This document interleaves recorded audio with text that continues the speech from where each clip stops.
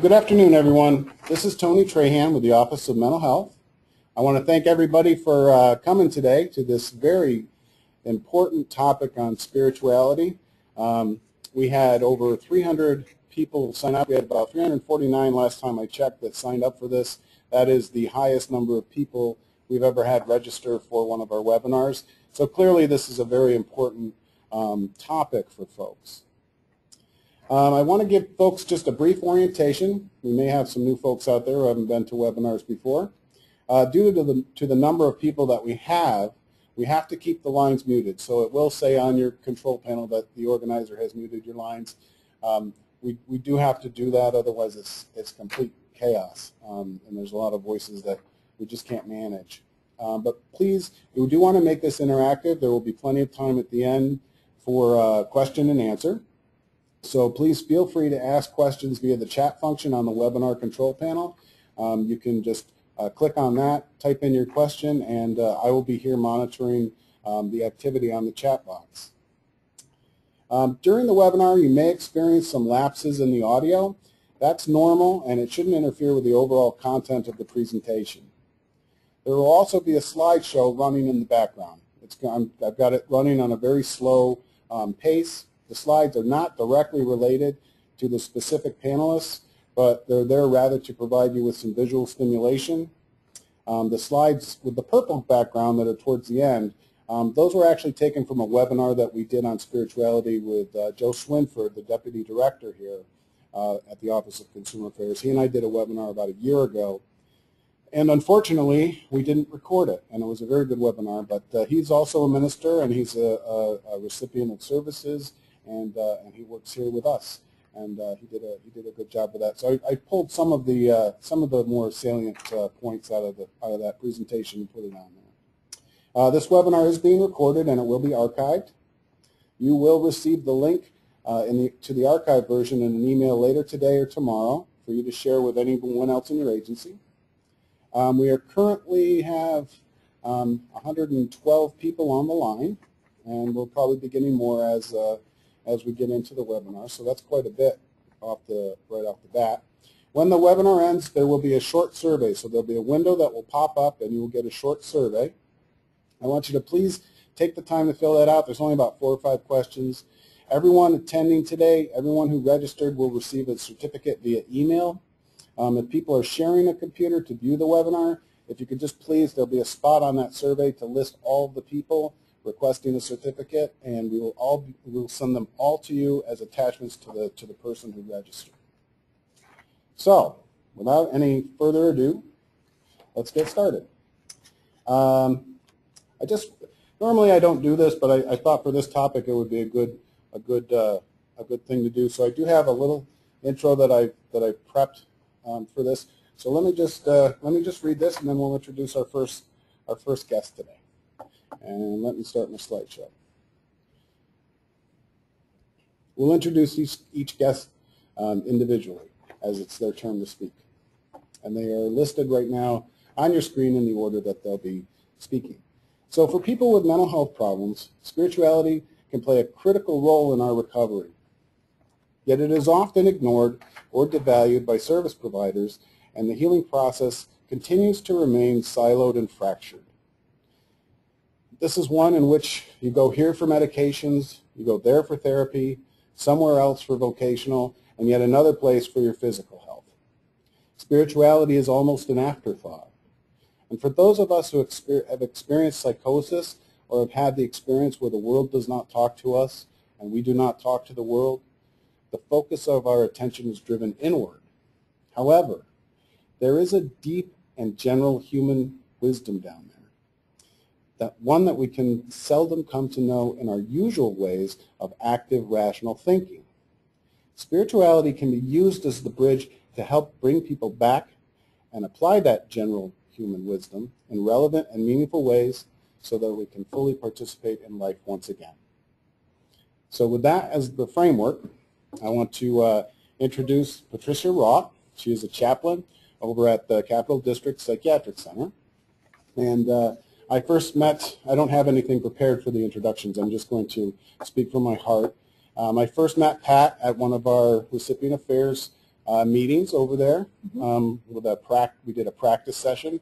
Just a very genuine, very kind person, and I could sense her warmth. And I didn't know she was a chaplain right away, but I was sort of drawn to her during my presentation over there. And she was just a very kind person. I found out she was a chaplain, and she doesn't know this, but I actually have some friends who, unfortunately, they reside at the Capital District Psychiatric Center, and she may not know this, but they had spoke very highly of her. So we've got it right from the grassroots, right from the people who interact with her very regularly, and I'm very thankful that she agreed to participate with us today. So without further ado, Patricia Ropp, thank you. Good afternoon. I want to say that my job as a chaplain at CDPC is something that I absolutely love doing, and I certainly hope that comes through in our discussion today. I want to begin by attempting to define the word spirituality, because in my experience it's one of those slippery words where everyone assumes we agree on what it means, but when we really get down to it, we discover that's not the case at all. So I recently asked a small group that I was meeting with what they meant when they used the word spirituality. These are the answers I got: love, gratitude, patience, things that matter, like Jesus and Bible stories, believing in the miraculous, like having a sixth sense, things that are wonderful, mystical, religious upbringing, and passing on the stories using the Bible or other holy books, a God-given right. Everything, even stones, have a spirit. What we do with it is up to us. It varies. Now, all these things have a place within spirituality, but none of them alone is what I mean when I use the word. For me, spirituality is a worldview based on a relationship with a power higher, bigger, or larger than oneself, by which one orders and lives one's life, either consciously or unconsciously. Let me repeat that.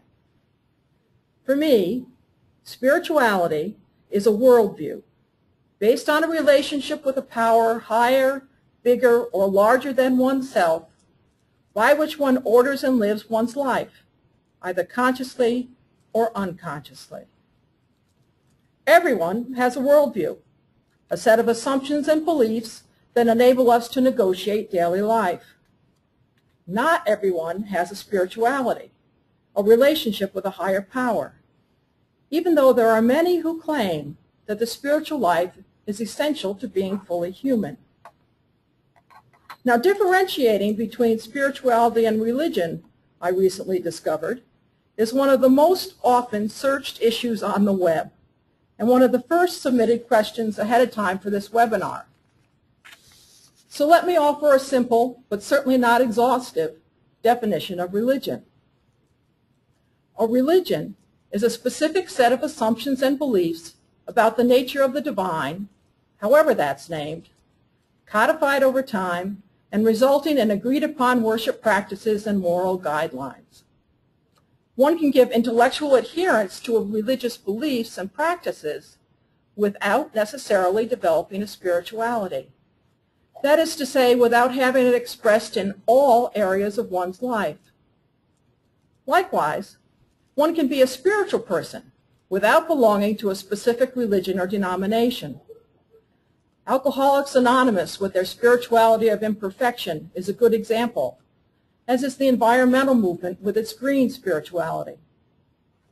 However, all the great religions of the world do most definitely have a spiritual component and tradition. Now, spiritual practices are those activities which can open up or enhance one's relationship with their higher power. These include such things as communal worship, personal prayer in all its many varieties, the reading of Holy Scriptures, the reading of poetry, study of spiritual traditions, direct service to others, meditation, which includes all sorts of artistic endeavors, reflection, journaling, development of self-awareness, mindfulness, detachment, and conscious decision-making around life choices, so they are consistent with one's beliefs and spirituality. And all this just begins to scratch the surface of what can be considered a spiritual practice. As a chaplain in a state-run psychiatric center, I need to be as open as possible to the wide variety of spiritualities that our clients bring with them. At the same time, I need to be aware of my own spirituality, to be able to draw on that without imposing it on others, and to allow others to share their spirituality with me. I also need to be able to discern when a client's spirituality is supportive of their treatment goals and when it might be a detriment or block. Not all spiritualities are positive in their outlook or impact. And sometimes spirituality can be distorted, exaggerated, or turned into compulsions and obsessions by a mental health disorder. All spiritualities are, however, attempts to answer the big questions in life, like, who are we? Why do we exist? How are we to live? Am I lovable? What does it mean to love my neighbor? What about sex? What's enough? Why do some things seem so mysterious? Why is there evil and suffering? How can I cope with my suffering or the suffering of a loved one? How can I stop doing what I know is wrong? How can I possibly be forgiven? How can I forgive someone who has hurt me? Why do we die? What happens when we die? And more. In this, clients at a psychiatric center are no different than any other group of people. Now, I happen to be a Christian, and one of my all-time favorite quotes comes from Irenaeus, a 2nd century bishop, who said, "The glory of God is the human being fully alive." And it is in this notion of being as fully alive as possible that spirituality and mental health therapies meet. Both seek to make one healthy and whole. Both work toward an integration of body, mind, and spirit. Both acknowledge the reality of limitations. Both encourage deepened self-awareness as well as connection to the larger community.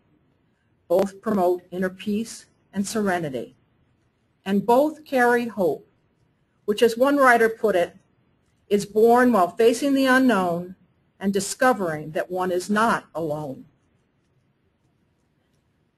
Chaplaincy at a psychiatric center is largely a ministry of presence and listening. Just the fact that there are chaplains and a dedicated space for a chapel says to all that religion and spirituality can have a role to play in getting mentally healthy. There are 3 of us at CDPC, full-time Catholic deacon, a half-time Protestant minister, myself, and an 8-hour-a-week Jewish rabbi. As we meet with everyone who enters the hospital, we have the opportunity to learn people's names and faces, as well as to begin to explore their spirituality, if and only if they're interested in doing so. No one has to accept pastoral services. But then, as we walk the halls and visit the units, we can greet people by name, thereby acknowledging their existence and worth as human beings. We also hold memorial services for every client who dies while connected to the center, as a way of witnessing to the fact that every life has value and meaning. But we do more than that. We offer worship in both the Christian and Jewish traditions. We provide resources for those of all faiths and traditions who request it. We facilitate spiritual stories groups, during which stories that convey spiritual values from a variety of traditions are read and discussed. We keep the chapel open and available as often as possible so that clients can visit as needed for silence and solitude, whether they claim a spiritual tradition or not. We meet individually for spiritual companioning with those who ask for it. We have lots of informal, brief contact with clients. We journey with those who are approaching death when they desire our presence. And we are often called to meet with clients when they face a life crisis, such as the death of a loved one, a difficult medical diagnosis, or impending surgery. Whenever we are with the client, we try to give them 110% of our attention. But we also assess the significance and importance of a client's expressed spirituality and provide feedback to the treatment team regarding it. When indicated, we may be called to research a particular faith tradition or spirituality and give the treatment team additional information so that they might better understand the client. Our goal is to do whatever we can to enhance the individual client's ability to get well. Awesome. Thank you. You're welcome. So it sounds like what you were saying, that, yeah, both formal, and I'll try to make sure I'm next here to, to the microphone as well. So it sounds like you have both formal and informal interactions with folks. Absolutely. So you have, and I'm sorry, I had to kind of negotiate some of the questions that were coming in from folks. So if you covered it, I apologize. That's okay. But so there's some regular services that go on over there. Right. I've been to the chapel over there. Okay. Okay. And then you also interact with folks throughout the wards. Now, are you just kind of walking around, making yourself available over there? By law, we're required to meet with everybody as they come into the hospital within the first 7 days, ideally. Okay. So that puts us on the units quite often.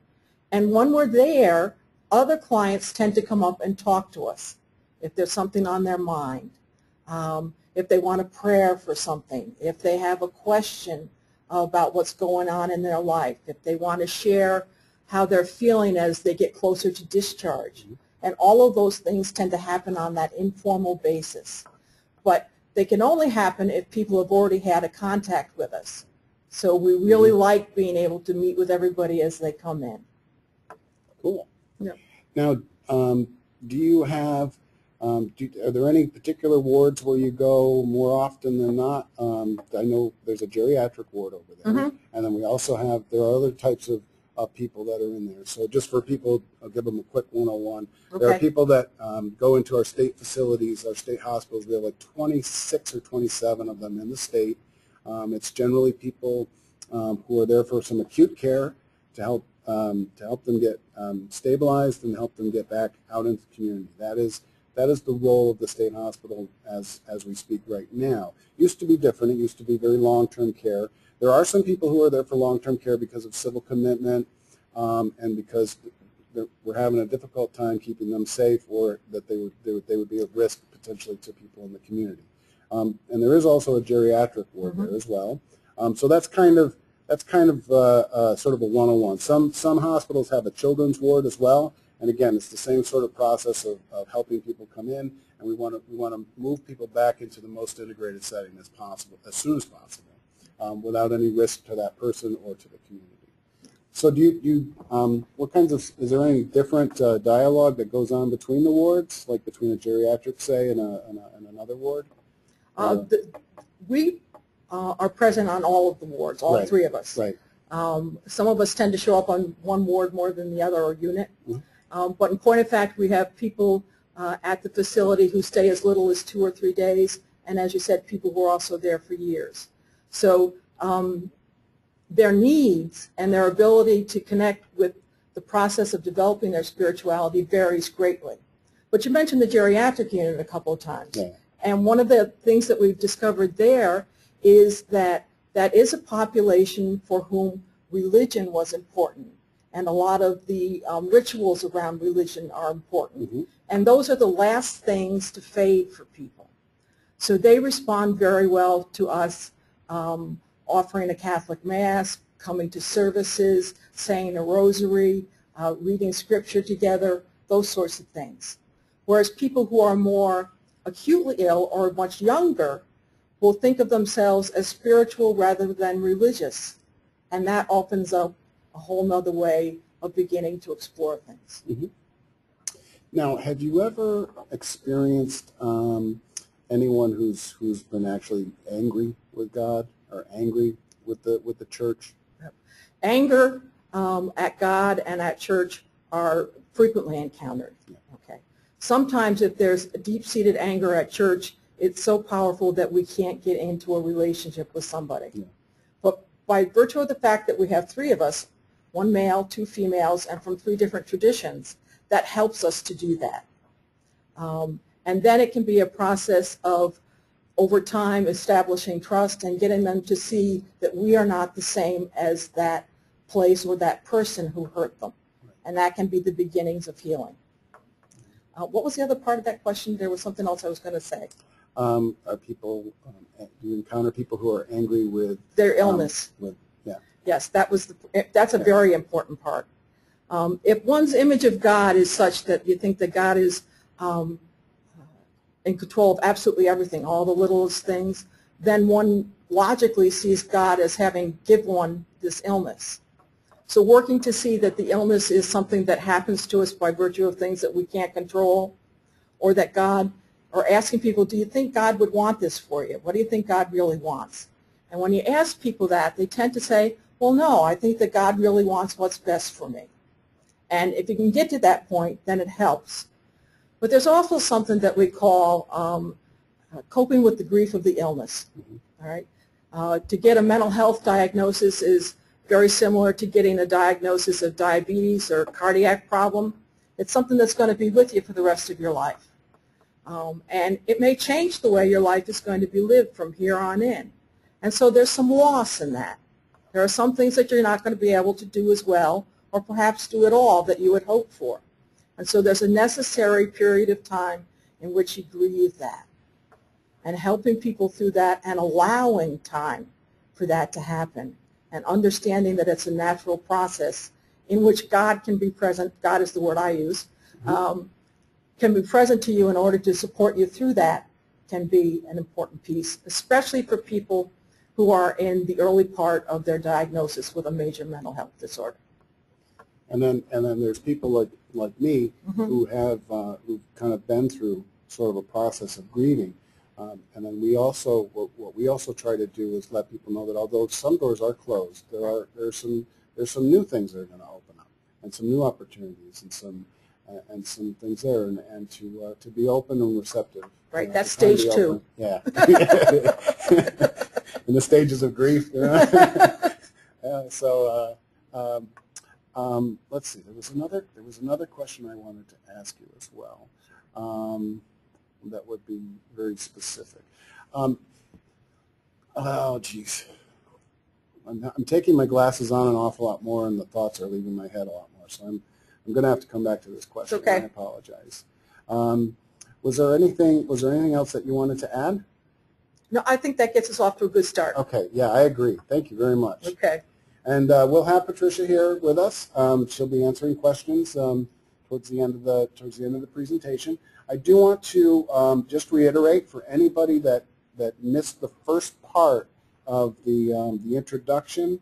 I do want people to understand that the slides that are running in the background are not relevant at all, or not related to what we're speaking about. It's just something that's to run in the background to make it visually stimulating for people. If it's a distraction, please feel free to close your eyes or minimize the screen.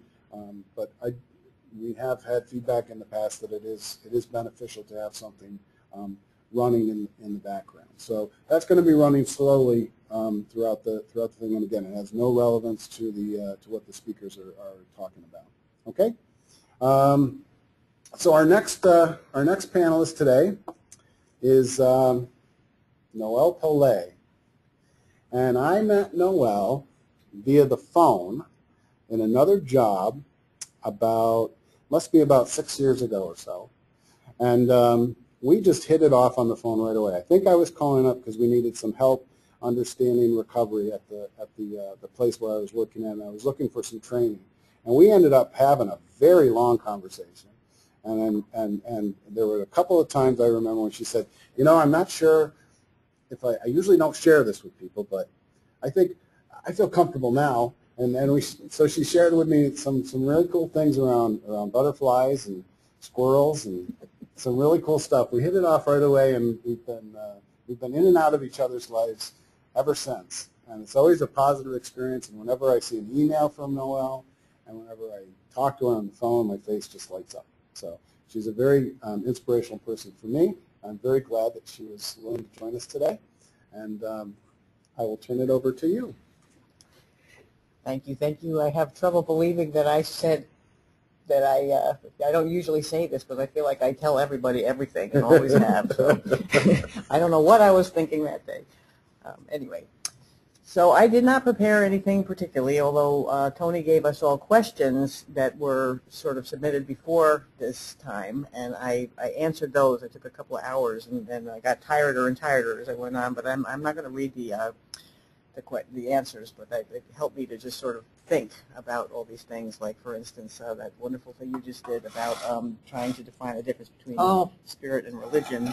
And I wrote, spirit sort of, to me, flows from source to an individual, and religion is based on spirit flowing to source or somebody else.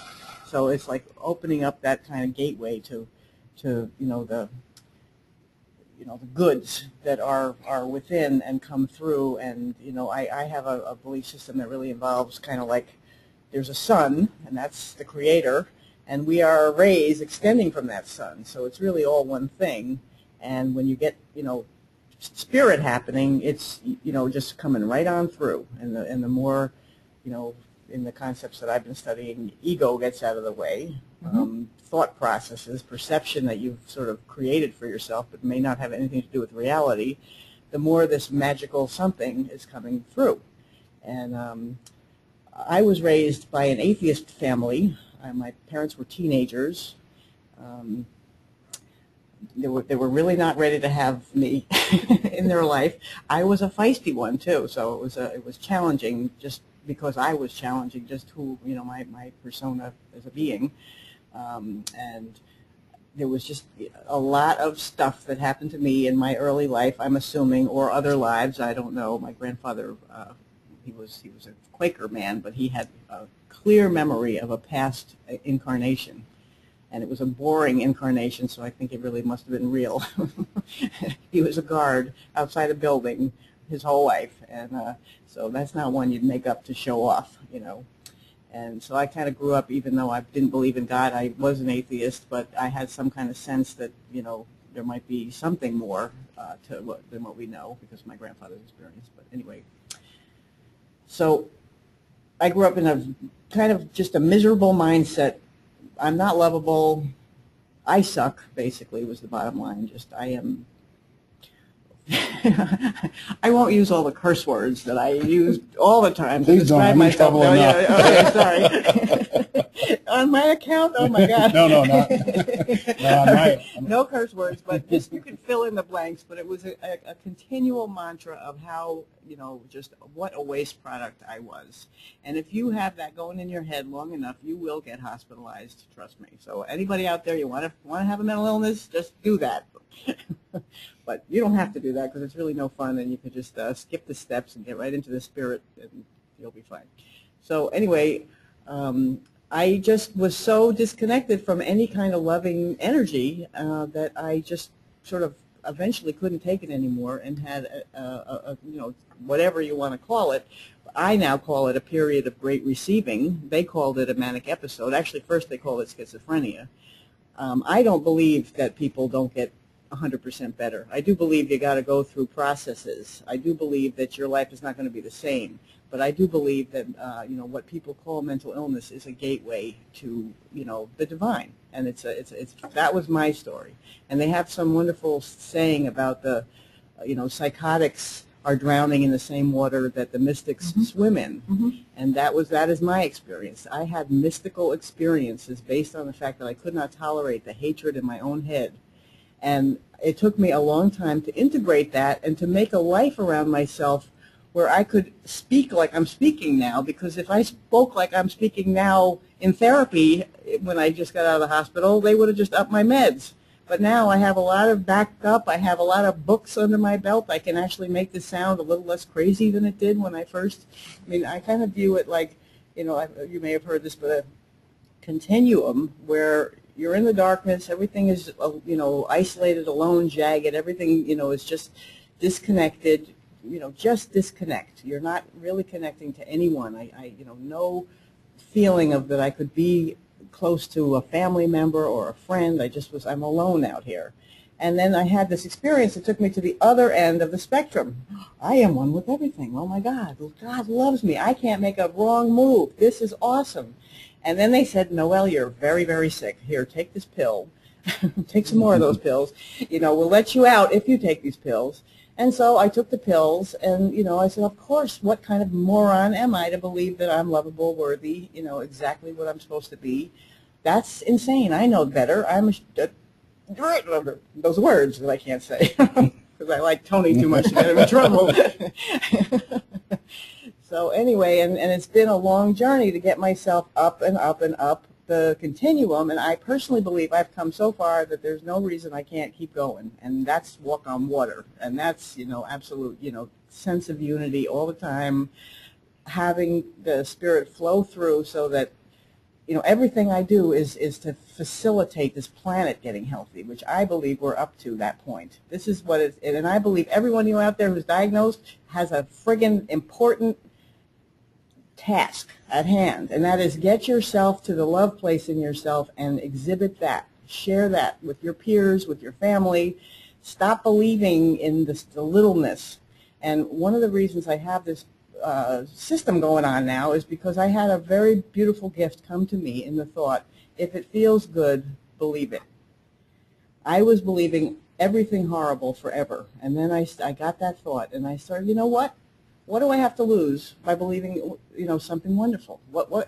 I've been believing this, right? The outcome of my life is mental hospitals, pain, so now I'm starting to believe pleasant things, and I, found this book that sort of served my needs. Geez, it feels good to believe that. I remember the Conversations with God with Neil Donald Walsh was a lovely book.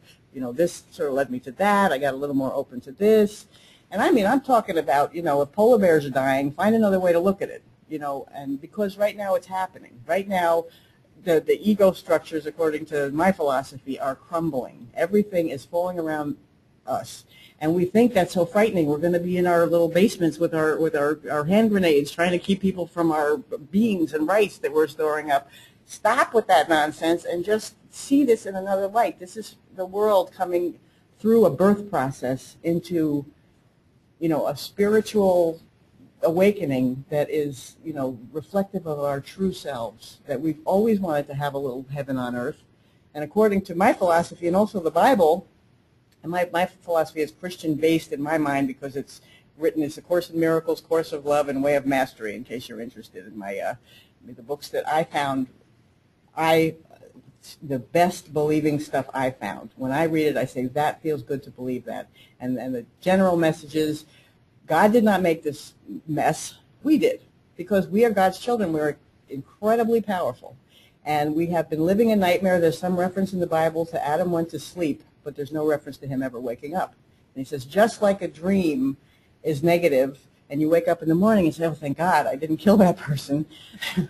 That's what happens when we wake up. We take the blanket over our head, and if God is love and that works for me, there's no other explanation, and that works for me. To me, believing that is sane and healthy, and I don't even care if it's real or not, but I believe it's real, because it just works for me. It works to believe that we're not going down the toilet fast. What we're actually doing is waking up. Let's wake up, gang. And I believe the people who have somebody I love came up with this metaphor. Unicorns we are unicorns who have been through these incredible, painful, tragic, whatever experiences and come back because we have immense gifts to bestow. We have so much empathy. We have, we got good stuff. But we've been perceiving ourselves, or the world perceives us, and when we do, we can't give these gifts or receive these gifts as horses with tumors on our heads. Don't be a horse with a tumor on your head. Recognize you're a unicorn. So I guess, is that 10 minutes? I'm on fire, baby. Because that's the spirit. That's the spirit. It's coming through. I'm not doing anything. I prayed. I meditated before I got here. Please, whatever you want to say, if there's any heart I can touch, any healing that can be offered, that's what I'm about. And, it feels good to be about that. And I offer that every one of us could be about that. Thank you. Thank you. Thank you very much. Thank you. So, Noel, what I heard you talking about early on was that the way that you were framing your experience was in a mystical sense. And then the mental health system was not certainly not respecting that. And they were actually sort of, and they were using it as a mechanism to prove how unwell you are. Is that what I heard? Well, there was times when I would talk about my spiritual experiences, which really was what was happening to me. I was having like messianic stories going through. All of these events I was Jesus Christ's female counterpart. I was the Holy Spirit a couple of times, and when I was the Holy Spirit, I was on the ward with 2 other Holy Spirits. So this is something that some people know this language I'm talking about. I was Eve, but she didn't. I didn't get caught that time. I was recently married, and I was Satan. I was Satan redeemed, where the message was God was so grateful to me because every heart was calling out to God. You know, so I mean, not everybody gets to have these little events. Right. I'm kind of proud of them. And if I mention them to the wrong people, it's like, I think we have to turn it a little, I think we've got to just take, what do you have in that bottle? Okay, we need a little more of that. And I just, so that wasn't safe. It wasn't safe to be myself and work through this stuff. And I had one of those episodes in the last month. I wrote about it in an article that I was doing on a blog. It's on my website. And just sharing, these are the things I do now instead. For me, it's about energy moving, and if I used to keep the energy repressed, now I have various means. I move the energy through, and I gain from the experiences. I get insights. I get wisdom. You know, so I'm not buying into sorrow and loss around being mentally ill, because for me it was a gift from it hurt. I was confusing. It screwed up my family for a period of time. It was but all of that has healed, and So what would you say would be helpful? What would have been helpful as you were, and I that's one thing I really love about you. I love your honesty and your frankness about your experiences, and you just, I would be cursing too if you let me. No. I'd appreciate it if you didn't. I won't. I mean, we're all adults, but unfortunately, there are some people who have complained about me in the past for not even swearing, but just making some references. So I want to try and be respectful of everything. I know, that's absolutely true. I'm down with that. Now, actually, before we get to my question, though, there are some things, and I do want to point this out, is that we are using some language today that is generally not something that people in recovery use. We generally don't use terms like mentally ill. We generally don't use terms like client. But for today's purpose, we're talking about spirituality, so I don't want to be the word police or anything like that, and I just want people to understand that we're just going to let this go. But generally, we don't use that terminology. But we're talking about everything today, and we're talking about things in terms of spirituality, and we're talking about with a very wide audience, with people who are providers and recipients and families, and just general people who are just interested in spirituality. So we've got a lot of different people out there. So I'm trying to use just the common language that people will understand, and that's the most important thing for me, is just that there's an understanding. So I don't want to nitpick too much about words, but I did want to just give a little disclaimer about that kind of stuff. So if we're not offending people, we're not doing the right thing, is what some people, we're not doing our job, is what some people say. But what would have been helpful if, when you started describing your experiences and your beliefs, instead of you're crazy, take a pill, what would have been more helpful? I remember Joey. If you hear this, Joey, if anybody hears Joey, Kingston, New York, she was a nurse on the ward at Benedictine Hospital. And Joey said, people in other cultures who go through these things, turn out to be shamans.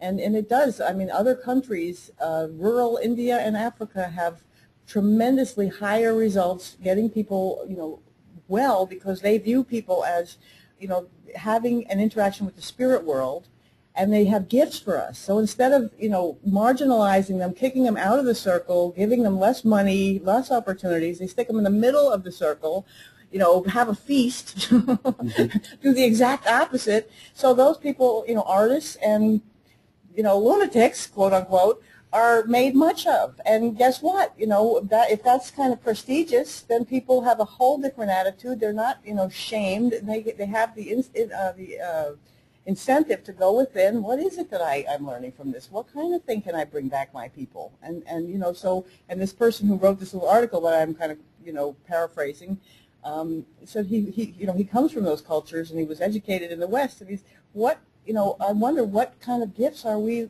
missing out on when we just stick people in the hospitals like we are, you know, and you know, shut up and take your pill. I mean, that's a sad commentary. And then we look at our culture, you know, hello, could there be a connection? Yes, maybe, you know.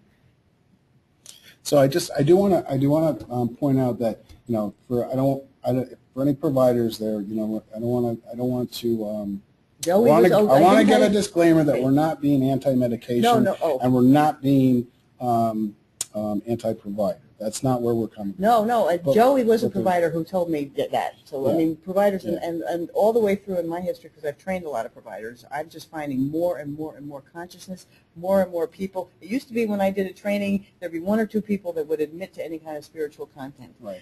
In the last, you know, couple of years when I was doing trainings, almost everybody, it was the rare person that didn't. So we're in so much more healthy a place, and I do apologize if I'm sounding like, you know. No, your story is your story. Right, I just, you know, I didn't want it, but I just, you know, unfortunately, sometimes things do get misinterpreted. So I just wanted to make sure that I was clear that, you know, our system is definitely medical based. It's medical model based right now, and that is where we're at. Right. But we don't want to ignore spirituality. We don't want to ignore that. We want to use that appropriately to help people heal. And that's what this is all about, and that's what everybody is trying to do who work in our system and who work with us. We're all trying to help each other. I believe that, but just in there may be some different ways. So there's different ways that we all go down the path of mental illness, and it's all individualized the way we come out. There are some generalities, but just being respectful. Yeah, when I'm, you know, my mouth goes and I'm not giving too much thought, but that's right. No. I'm unemployed right now, so I don't have to more than too much. Nobody's going to fire me at the moment. I mean, I'm starting a business. No, I don't want you to be self-conscious. You know, I just wanted to add on to that. There's a little metaphor. I'll turn it back to you. But the thing with the butterfly is, you know, that we've built a system based on caterpillars, because caterpillars come for services. They look like caterpillars. They're crawling on their bellies. They're looking for what can I eat, and they're caterpillars. So you greet a caterpillar at the door of your mental health facility with caterpillar food, caterpillar activities. Your windows aren't, you know, big, because why should you look, you know, they're looking at the ground. Why do you need that? But the problem with that system was that they didn't realize there were butterflies inside. And if they, you know, tried to put on the budget, you know, nectar from the apple blossom, they would have been, you know, locked up themselves. So now it becomes because mental health providers have done their jobs, have loved, have listened with deep presence, like our chaplain here, people start to like notice a little, you know, something's going on, I got some wings growing, and then, you know, the great provider opened the window, person flew out, you know, and they go be a butterfly, and then some of them circle back and say, hey gang, you're not really a caterpillar, really, there's a butterfly in there, and that's kind of what's going on. So it really isn't about blaming the system, because we built the system, all of us together. It's just now recognizing, can we change the system? Can we morph the system into, you know, what's going to be the most joyful for everyone? Because the people providing services, you know, didn't get into it for the money or the glamour. They wanted to help people, and it's like this stuff really does help. So I'm gonna introduce our next guest, but before I do that, there was another point that you had made about being all one and all connected. And I just want to share a story, and you know, you'll see these things happen from time to time in the news. But just recently, just within like the last week, over in Troy, which is here in the Capital District, right near Albany, there was a man who was going to commit suicide, and he was out on his ledge, and you know, he said he was on. First, he said he was on the roof. The police went there. He wasn't on the roof. The superintendent of the building let the police into the man's apartment, and there was the man on the ledge of the window. And he said, you know, thank you for trying, and then he let go. and the police officer, upon instinct, just grabbed him, and then he started to fall out the window. And then the superintendent grabbed the, almost like a cartoonish, the superintendent then grabbed the police officer, and everyone was able to get back inside. But it's in those moments, that's the spontaneous breakthrough of this concept of, that Schopenhauer calls "thou art that." That's me over there on the ledge. We are all connected, and that comes through spontaneously sometimes in these instances. Just first of all, the police officer, and second of all, just an ordinary citizen. They just went into action. So it's all out there. There's some really great things out there, and I think that helps to sort of concretize and prove the concept of that we're all one, because it comes through in moments like that.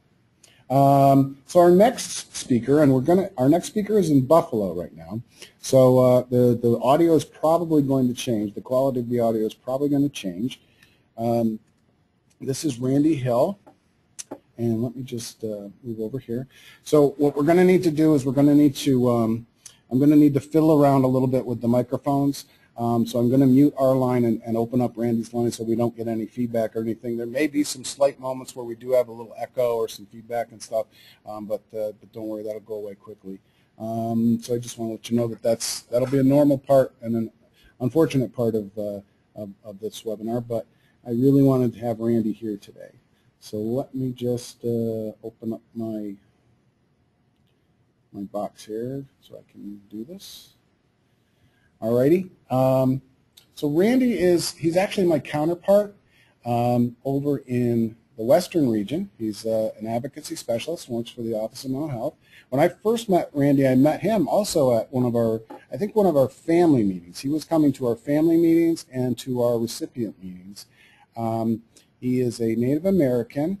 I'll let him describe himself when he comes in. But he and I have had, no matter what we start talking about, it always ends up we start talking about spirituality. We always end up in that place. And he has really bestowed upon me some really incredible wisdom. And I love having conversations with him. And he's another one of those people that I was just drawn to as someone who just oozed spirituality and oozed a connectedness, like all of our presenters today. There's just something about them that they just had an aura about them. It's like, I got to go talk to that person. And Randy was one of those people. So I'm very fortunate that Randy now works with us. At the time, he did not work with us when I first met him, but now he works with us, and that's a blessing for our bureau. And we're really grateful to have him. He brings an awful lot to our team. And without further ado, let me unmute you, Randy. Randy, you there? Yes, I am. Can you hear me?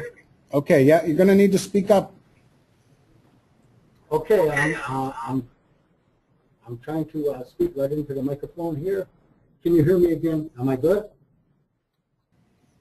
Yep. Can you hear me? Yes. Yeah, you're good. Okay. Well. Here I go. My name is Randy Hill. I was born July 11th, 1949. I am a member of the Haudenosaunee Confederacy, the Iroquois Confederacy. I'm a member of the Tuscarora Nation, and I'm also a member of the Bear Clan within my nation. And I grew up in a household where my mother, before she had us children, was taken from her mother and put into a government boarding school on the Cattaraugus Indian Reservation, the Seneca Nation, the Thomas Indian School, where she was punished for speaking our language, even though she was a fluent speaker. When I was growing up, she didn't teach me one word of our tongue. I never found out one of our ceremonies. She thought our ways were dead and useless in her world, so she promoted Christianity to us, and we were sent to a Baptist church every Sunday, and it didn't fit. I mean, for me, I didn't, it just didn't fit me, that role of spirituality, of religion. So I'll continue on. I went through quite a lot of misery, I would call it. I was kind of asked to bear my bottom, and a man that was quite large would have this great big black belt that he would use on my bottom side, and that was my introduction to what a parent, how a parent treats a child. And I grew up full of fear, angry as hell, and feeling hopeless, feeling like there was nothing, I was of no use. I don't even know why I was born. I used to get mad at my parents for even having me. Well, at the age of 16, I picked up alcohol. I got drunk for my first time. And I'm going to tell you that for me, when I picked up that first drink, I liken it to, if anybody's ever seen The Wizard of Oz, in that motion picture, before the witch gets killed, the movie's in black and white. And that was my life before I got drunk. And when Dorothy opens the door, everything's in color and everything is aligned. Well, that's what alcohol did for me. I loved what it did to me. I loved the way it made me not feel. I loved the way it put me. I didn't have to be Randy Hill anymore. This no good piece of garbage. So I drank. I'm an alcoholic. I'm a recovering alcoholic, I'm proud to say. I just didn't know what I didn't know. If I didn't know that I was worthy, I didn't know anything. So anyways, I ended up going ironworking. I ended up going roofing, doing a lot of construction work. I was married in 71, child in 72, another one in 74, another one in 76. And I had two other children after my divorce, of course. But I lived to drink. And I didn't realize that there was an answer. Well, I drank 31 years. And in 1996, well, I better back up. In 1993, my oldest son, he was 21 years old, he drowned in Niagara River. And that really put me over the edge for quite a few years. I drank for 3 more years. After that, I didn't sober up till 1996. But I would stand outside my trailer on the reservation and I'd shake my fist up in the air and I would scream, "I'm never going to help you." Never. I was beat. I was sexually molested. I was thrown out of I was the only child to be sibling to be kicked out of the house at 13, 15, and 17. I didn't feel part of anything. So in 1996, after 5 rehab tries, I went through 5 rehabs, I somehow, the spiritual experience happened to me. I have to say that I went up to a rehabilitation center on the Mohawk Nation up in the St. Regis. It's called the Partridge House. And up there was the first time I ever was in a ceremony. They took us to a sweat lodge. They introduced us to a talking circle. And that was when I really got the view that we're spiritual beings having a human experience. It was also at that time when I start to question about why is there different religions? Why is there different beliefs? Well, one really wise teacher of mine told me that religion is like several different people. Just first off, we have an elephant in a room all by himself, and everybody else is around that room, and all we have is a little peephole to take a look at that elephant. some of us will only see the tail. Some of us will only see the ear. So that's how we view the elephant. And that's how we would view a power greater than ourselves. We are human. So we only see a small part of what the Creator is all about. So that's why, for me, there's different beliefs.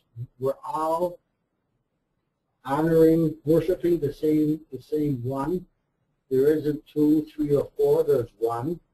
And personally, I don't know if they're male or female, and it doesn't matter at this point.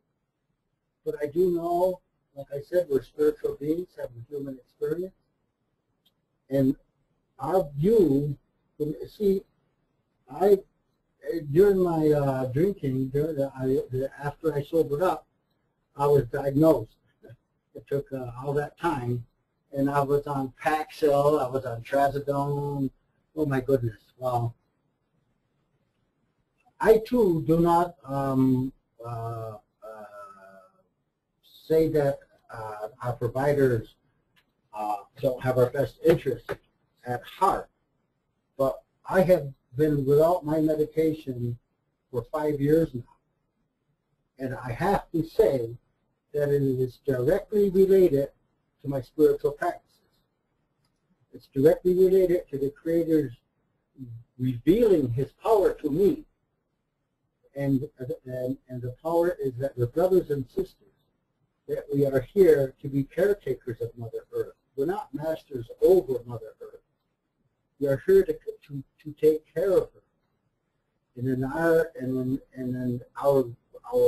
well, they call it a roundhouse religion, but I really can't lay claim to be a roundhouse because I don't. On my reservation, we don't have one, and I really, and it's my fault. So I say that I'm roundhouse, but I really don't belong to one because that's the best I can explain it. That's all I can say is that's the best I can explain it.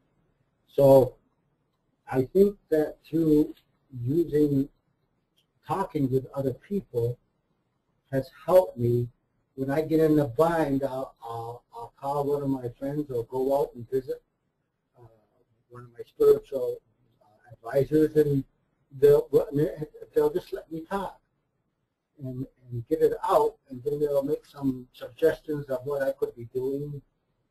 And I'm also a member of Alcoholics Anonymous, and when we talk about spiritual experiences, there are times, I belong to a home group. Everybody should get a home group in AA. I belong to a home group on my nation, on the Tuscarora Nation. It's called the Seven Clan. And I can be in there, and I'm telling you, I have a spiritual experience just sitting there and listening to the guys that sit around me share their experience, strength, and hope.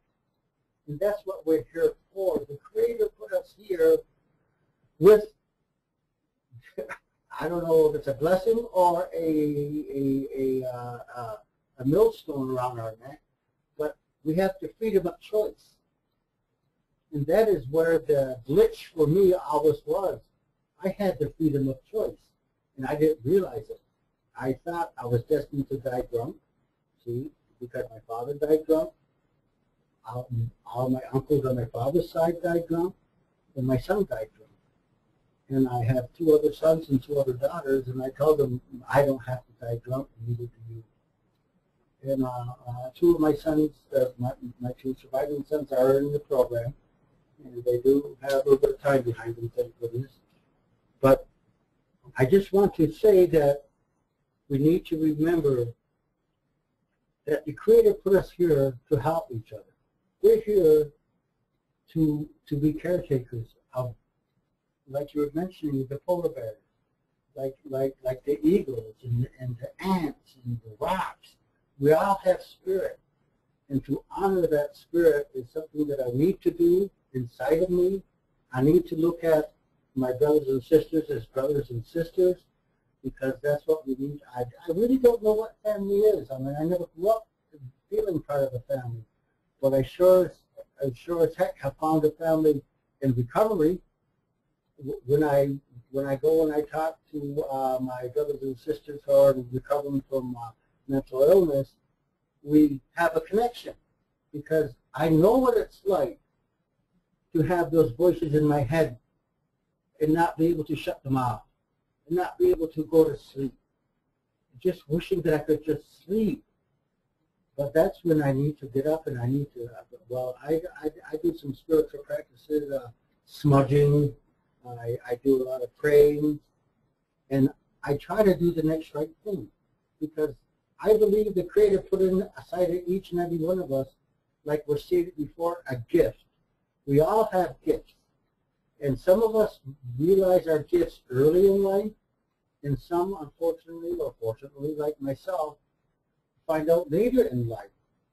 And I've been accused of having some wisdom, you know. But for me, when they ask me, how did you get your wisdom? I told them I bought it with pain. I bought it with fear. I bought it with anger.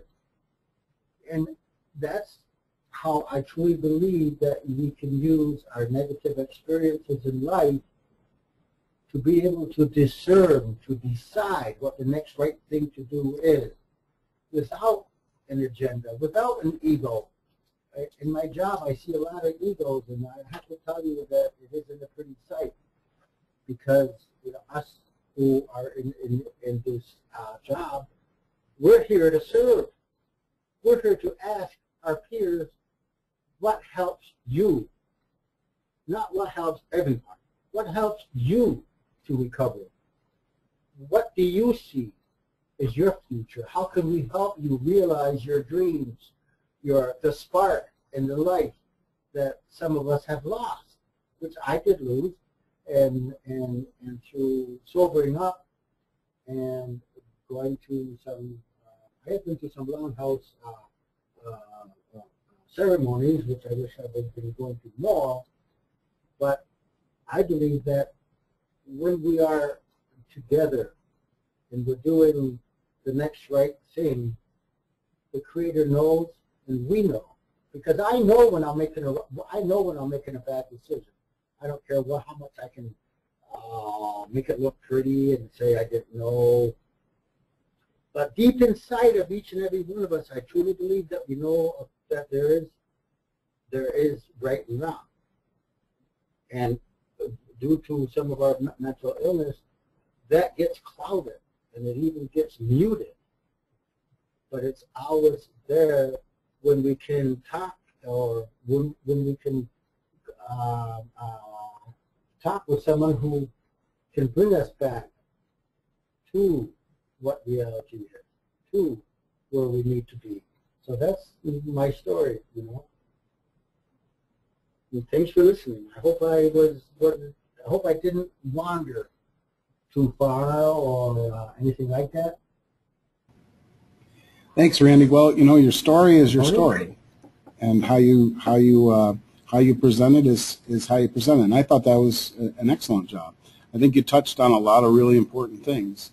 You talked about rituals and the importance of rituals. You talked about loss and how to put that into, and how to use spirituality as a way to cope with loss. And you talked about turning to other things that may have temporarily satisfied, like alcohol, versus something that really has a truly sustaining force behind it. So let me point out an observation. It sounds like with all three of our presenters, there has been a remark around suffering or tragedy, and to link that up with what we know about people who do have mental health problems, the majority of people, and even more than they had thought before, I believe that the statistics are around 90%. They believe that people have had some kind of traumatic either incident or series of incidents. And that strikes me as a correlation, and that that the way we react could be a way to cope with that. So our minds are, I think, naturally resilient and naturally trying to self-right. It may take a long time, but I do think that spirituality is a mechanism that people can use. But it doesn't have to necessarily be in a religious sense. It doesn't necessarily have to be in a God sense. Whatever the function of healing that is out there, for some people it could be music, and you go to you listen to music, and that's prayer for some people. It's whatever it is that gets people through and performs that function. And I don't think we really talk too much about the sort of generalization of that. So like I say, we're not promoting any particular religion or any particular path. So I do want to get to some questions here, because there's some good questions coming in, and we've got about another 20 minutes or so to do some questions. So there's one question that actually came up even earlier today before we started the webinar, and that had to do with the separation of church and state in state-run hospitals or state-run programs. And I had never actually, this is the first time I had heard of these kinds of things, and then someone here is actually pointing out that AA was asked to leave or is not allowed into New York State prison systems as a requirement for diagnosed prisoners because AA was deemed a religion by the courts. But that's not the case in the psychiatric hospitals, because I know in the psychiatric hospitals we do have AA coming in. So it's not, that must be a prison specifically and not a New York State situation, because we absolutely have AA coming into our system. But so let me throw it over to Pat here for a second. So do you run into that? I mean, is the separation of church and state? Yeah. Does that come up? First, the AA piece is we actually allow AA to use our chapel at CDPC. So we sort of host them. The things that we are limited to by virtue of being in a state facility is that I, as a minister in the United Church of Christ, cannot proselytize, that is, seek converts to the United Church of Christ. Neither can we offer baptisms or confirmations or weddings. Our role is just to support people while they are staying with us. Everything else really needs to be in a community-based setting. So in that sense, there's a separation of church and state. But certainly religion and spirituality are welcome at the Capital District Psychiatric Center. So our next question here, and I'm going to throw this. If you have a specific question that you want answered by a specific panelist, please just put that in there. So for Patricia, for Noel, or for Randy. Otherwise, I'm going to just distribute them as evenly as possible and as appropriately as possible based on the subject. So I'm going to ask Randy to answer this one. I work with trauma survivors. This is the question, who have difficulty believing in a connection to something bigger. Why would this be important, and how can we help people embrace this? And Randy, the reason I'm asking you is you did mention a significant amount of trauma in your life and how you healed from that. So let me unmute you. Okay, Randy? Yes, Tony, for me, yes. For me, it's like, for all those years, I felt so angry and so useless, like I was a piece of garbage. For me, it was believing that the people that were surrounding me in the rehabs and in AA were telling me that I was not useless and that I was to try it. I guess the best advice I could give is to try different religions, different spiritual walks, and find one that fits. And don't give up until you find one that fits, because believe you me, one does fit. Like when I found the Longhouse and the Native American spirituality, that robe of spirituality fit me perfect. All and I did try some other ones, and like I say, my wife is Catholic, and I go to mass with her, and I can pray alongside of anyone because we're praying to the same one. But I truly believe that you have to get out of your comfort zone and look for a spiritual path that might interest you, to say, hey, this might be possible, and to check different ones out. Don't confine yourself just to one. Try different ones. Speak to friends. Go to different ministers, priests, rabbis, whatever, spiritual advisors, and you have to actively find it yourself, because it's within each and every one of us. We are born with it. We just have had it through either trauma or whatever experiences we've had in life, that light dimmed, or I don't think it's ever out. I truly don't believe it's ever out. I believe that you need to go out and look for it yourself, or ask around.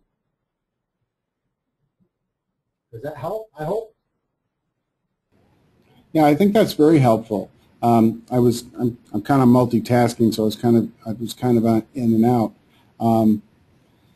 But I think it's important. I think it's important too, if I could just jump in for a second, just to remind people that, you know, this is a very long process. It is a very long process that is not, you know, recognized by traditional, you know, medical necessity and things like that. This is a very long process, and people have said to me, and I've heard this is pretty generalizable, I think, to most of us, is that, you know, we'll hear something, but, you know, until it's the right time and the right person saying it, it's not going to stick. But it takes a lot of planting of seeds. So I would encourage people to, you know, say what you need to say, to just plant those seeds, and, you know, the more seeds you plant, the more likely it is to blossom somewhere down the line. And that's one of the unfortunate things in our system, our mental health system, is that we don't see people who have recovered, who have done well, come back and talk about that experience and what did help. So there's a lot of tilling of the soil that goes on before those seeds bear fruit. But so don't, you know, I just try not to get discouraged, and just, you know, realize that it is a long process. There's a lot of good questions. I don't know if we're going to be able to get to all of them, but there's a lot of really good questions. So the next one here, I'm gonna put over to Noel. So this person is saying, as a provider who teaches spirituality to the severely mentally ill, e.g. schizophrenics, how careful should I be teaching spirituality to those who suffer from hearing voices? I don't feel like I'm the best equipped for this, because Okay. I don't hear voices. So I you know, I don't know, you know, I guess. Well, I would say in general. I think, I mean, just even the concept of teaching spirituality is kind of you know, an oxymoron somehow. It's like to me, like it's inviting spirituality, and somehow, I don't even know what I mean exactly, so I don't mean to, you know, discount, but somehow there's, you know, and I do trainings on spirituality, so I don't know where I get off even saying that, but there's something about that was a little funny to me. But you know, as you know, just to me, it's more like, you know, sharing what works for you with people, and inviting them to share what works for them. And I don't think that you have to be so careful with anybody if you're just sort of inviting people to share what works for them, you know, and sharing what works for you. But that's my answer. So let me ask that another way. So how is it, I think that one of the concerns for providers is that they don't want to go down a path. They're concerned about going down a path that's going to make people feel worse, or put people in a worse situation, or exacerbate symptoms. So and I think that's what they're saying about how careful. Just talking about spirituality, I'll throw this open. I mean, has anybody seen, just from talking about spirituality, where people have gotten worse? I have never seen it. Never. And I have done many groups, you know, with all sorts of people, so I haven't seen it. But there was one training that I did based on the unicorn story. And a fellow, I mean, we just all said, you know, what is your unicorn story? What's your most mystical adventure that you've ever had? And this fellow talked about, you know, adventures on another planet, being a princess on another planet.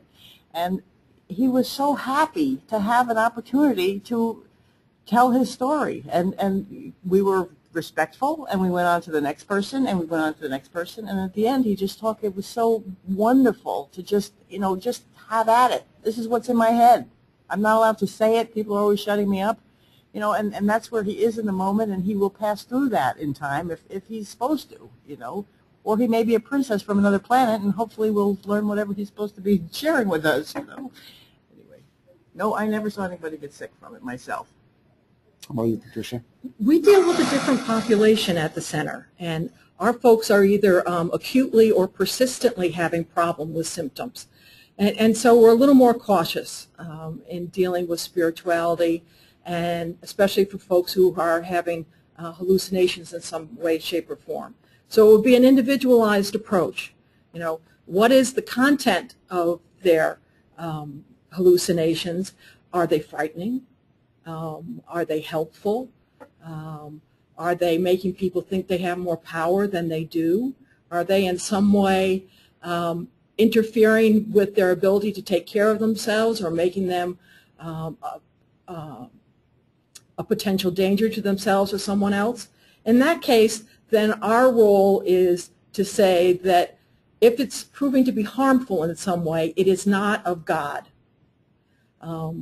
Whereas the kind of situation that Noel was talking about in terms of having those mystical experiences of union with the world and feeling at one with the world and understanding the power that comes through all of that, that can be a very positive experience and give one energy for living their lives. So it's really sort of where are these experiences leading? Are they leading in a positive direction or in a direction that's difficult for the person to deal with? And then individualizing your approach. That makes sense. And then I also brought up a slide here from, like I say, from a previous webinar that we did on spirituality, and just, you know, I'm going to send these slides out. I'm going to have to take the pictures out because the pictures, I don't know if they're copyrighted or not. So I'll send the content out to folks. People have been asking about that, but you know, is this something that is it a vehicle towards other connectedness to others? I think is a very important critical point on whether or not you can determine if something is helpful or not. You know, back in the day, I mean, the original self-help groups were you know, the spiritual advisors. I mean, that's where people turned to. People, before there were psychiatrists, before there were therapists, people went to the church to be helpful and to get some guidance around these kinds of issues. So it's really, I think that is one of the, it should enhance people's interactions with folks, and it should not be a disconnecting experience, I think. So let's see. I got to find another question here. This one's for Randy. I feel like Santa Claus. This one's for Randy. What spiritual tools are offered to agnostic atheists who are interested in a spiritual path and are not in AA? For example, if there is a literacy or learning barrier. Randy, did you hear that? Yes, I did. I would say that, again, if there's a lack of understanding of the written word, if there's a lack of believing in anything, being an atheist or agnostic, I would say to, for me, I had facilitated a couple of talking circles for about a year and a half, in a drumming circle, which introduced people into a ceremony that wasn't a ceremony where you had to commit to anything. You just took part in it and joined in I would strongly suggest talking to someone who they see is leading a spiritual life in their opinion, and find out what their thoughts are on how to help them. Personally, for me, I would take them to a talking circle, you know, just to give them a sense of what it's like to share, and or to listen to people sharing, to see the tears flow when someone comes up and talks about that their spouse is incarcerated, or lost a job, or lost a child, or something on that line. We all have gifts to give and to share. I think that person would definitely benefit by having a human connection somewhere, to find a human connection, to experience, to have someone not explain, because we can't explain spirituality. Either you have it or you don't. I mean, that's the truth for me. We are destined to travel this earth, and without a spiritual guide, we are kind of like rudderless. I think that spirituality has given me a direction in life. I think that would be the best way to explain it for myself. But like I said, go talk to someone. Go seek someone out. That would be my advice. Well, thanks, Randy. And just in case we don't get to a couple of these other questions, I did want to point out. So one of the things that I've often said to people is that, you know, you can be nuttier than squirrel poo as long as you are able to do a couple of things. One is carry on a conversation with people and shower. You are able to invite and participate in the social dialogue that way, even if you're not talking to everybody, but just being able to hold a conversation. You can believe whatever you want. You can have some very unusual beliefs, but it's not hurting anybody. And as long as you're able to talk to people, and you know, I put shower in as a recent recent thing. It was only the one criteria before, but generally people are turned off by body odor, and sometimes that's a coping mechanism for people who don't want to deal with people. You know, it's a way to keep people away from you. So that is all, as we say, all behavior is purposeful. We know that. So there's a couple of questions that someone is asking that I think are important to touch base with. So these are actually for me, but anybody can jump in. So what do you see as the challenges that have to be met by New York Office of Mental Health before spirituality can be used in the treatment of mental health? Yeah, I don't want to use spirituality as a sole treatment. Some people do, and some people here today have talked about that as a prominent role that supplanted some of the traditional medical methods.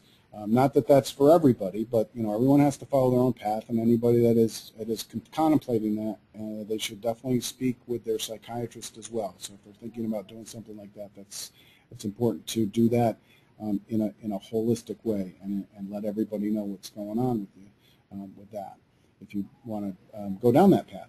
But as far as using spirituality to support mental health and to support treatment plans, I think what's really important here is that we remember that one of our charges here in New York State and in all the states under Olmstead is to help people live in the most integrated setting possible. Going to day program and living a life that revolves around going from one appointment to the next appointment is not a real life. That is not a full life. So getting connected to the community, whether it's spiritual, whether it is knitting, whether it is drumming or music or whatever community and whatever passion a particular person has, getting people connected in that way is a spiritual thing. Just having a connection to another human being is a spiritual endeavor. And that's what the Office of Mental Health should be including in, and we do press that a lot, is to have that connection to the community. Our pros programs are supposed to be doing that. We have done some things in the Office of Consumer Affairs where we've provided some funding for adult homes, and we told the staff that if you bring in anybody that has anything to do with mental health, you're going to be severely disciplined, because we don't want anything to do with mental health. We wanted people to come in and talk about the League of Women Voters and what that's like, and bring in a machine to vote, bring in dogs from the SPCA, and do you want to volunteer, and just to inflame that passion that's still inside of all of us, but that because of episodic periods in our life, we've had to repress it, and we're afraid to pull that hope out again, because we're afraid of what may happen. But I would say that that's really, that's the character, and that's what it just inspires me so much when I'm with people. It's just that we have been knocked down time and time again, and we're still here, and we still get up, and we know that people with mental health problems die 20 to 25 years earlier than the general population. So just by our mere existence and getting up in the morning is, it's a noble and spiritual act. That may not have answered your question. I know the person also is asking a question about incorporating it into treatment paid for by Medicaid. I'm not real good with the Medicaid stuff and medical necessity and billing, and I do apologize for that. But I believe that there are some things around community integration. I know that there are billable services around community integration. What better way to do some community integration than to bring people to if they're interested in going to a place of worship, and participating in that way. Generally, and I'm just speaking generally, the pastors and things are the pastors and folks are a little more tolerant of some of our statements that we make. So that's a very good place to start, I think, getting people connected. Generally, they're looking for volunteers to help out with stuff. Another great thing for people to get involved with. So, and those could be, I think, Medicaid billable under a community integration rubric. So we're just about out of time. I hope I didn't talk too long there. I want to thank everybody today. Thank you. Patricia, Noel, Randy, thank you very much. I was looking forward to this. I was like, this is one of the, last night I was having trouble sleeping. I was so excited about today and seeing Noel again. And this has been a lot of fun. Our next webinar is going to be on working with voices. We're going to have some folks talking. Let me just see if I can find it. It's going to be on September 29th from 1 to 2:30, and we'll be working with some folks on who will be having a presentation with some folks who will present on working with voices and what that's like, hearing voices. I've met a lot of people who are voice hearers, and it has been a really wonderful experience talking to them and all the different ways that they've learned to incorporate themselves into society and to deal with those things, and to they have a harder time, but there are people out there who hear voices who are don't talk about it publicly, but they're in our churches or schools, and lawyers, doctors. There's all kinds of they're all out there. So it's not a death sentence, when you hear voices. There's some web resources there that I'll leave up for a minute. And again, I just want to remind folks that when the webinar ends, there will be a window that opens. So if you could please just fill out that survey, and we'll send certificates to folks, and we'd like to get some feedback on this. I want to end today with a quote from Joseph Campbell that I think summarizes things pretty well. So the inward journeys of the myth, and I just want to say, I did paraphrase a couple of things here just to make it more relevant to today, so sorry, Joseph. The inward journeys of the mythological hero, the shaman, the mystic, and the mentally ill are in principle the same. And when the return or remission occurs, it is experienced as a rebirth, the birth, that is to say, of a twice-born ego. no longer bound in by its daylight world horizon. This inward journey is now known to be but the reflex of a larger self, its proper function being to carry the energies of a universal instinct system into fruitful play in a contemporary daylight situation. One is now no longer afraid of nature, nor of nature's child, society, which is monstrous too, and in fact cannot be otherwise. It would otherwise not survive. The recovered person is in accord with all this, in harmony, at peace, and as those who have returned from the journey tell, life is then richer, stronger, and more joyous. And I attribute Mr. Campbell to helping me with my spirituality and helping me put things in context. So I wanted to include him today as well. And I think that sums things up very nicely. So thank you, everyone. I really appreciate it. Thank you. Thank you, Randy. And we will see you hopefully next month at our Working with Voices webinar. Take care now.